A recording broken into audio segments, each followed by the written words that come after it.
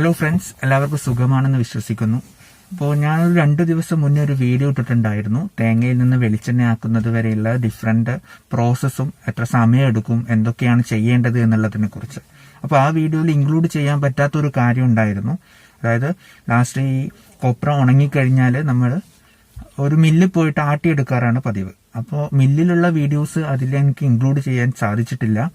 അപ്പോൾ ആ വീഡിയോ ആണ് ഞാൻ ഈ വീഡിയോയിലൂടെ കാണിക്കുന്നത്. അപ്പം എങ്ങനെയാണ് തേങ്ങയിൽ നിന്ന് വെളിച്ചെണ്ണയാക്കിയിട്ട് മില്ലിൽ നിന്ന് എടുക്കുന്നത് എന്ന് നമുക്ക് ഈ വീഡിയോയിലൂടെ കാണാം. ഓക്കെ,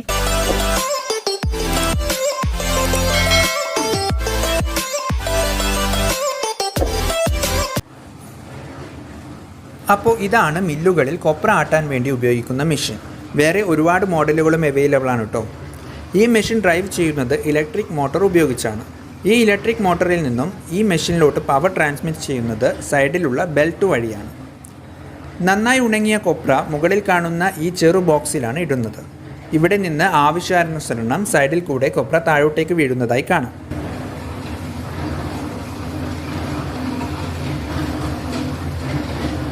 സൈഡിലുള്ള ഈയൊരു ഓപ്പണിംഗ് മാനുവലി ഓപ്പൺ ചെയ്യുവാനും ക്ലോസ് ചെയ്യുവാനും പറ്റും. കൊപ്ര മെഷീൻ്റെ ഉള്ളിലോട്ട് പോയി കഴിഞ്ഞാൽ അവിടെ നിന്നും അത് കംപ്രസ് ചെയ്ത് വെളിച്ചെണ്ണ താഴെ കൂടി താഴോട്ട് വരുന്നതായി കാണാം. കംപ്രസ് ചെയ്തതിന് ശേഷമുള്ള കൊപ്ര വലതുവശത്തു കൂടി പുറത്തേക്ക് വരും. ഇത് തേങ്ങാ പിണ്ണാക്ക് എന്ന് പറയും.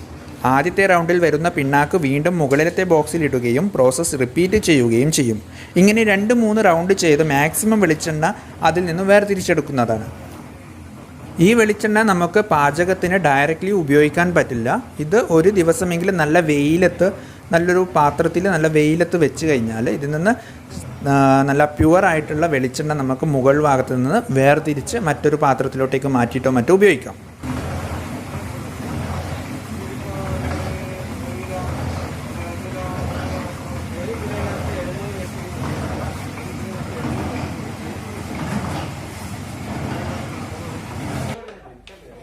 അപ്പോൾ ഇതാണ് തേങ്ങയിൽ നിന്ന് വെളിച്ചെണ്ണ വേർതിരിച്ചെടുത്തതിന് ശേഷം കിട്ടുന്ന തേങ്ങാ പിണ്ണാക്ക്.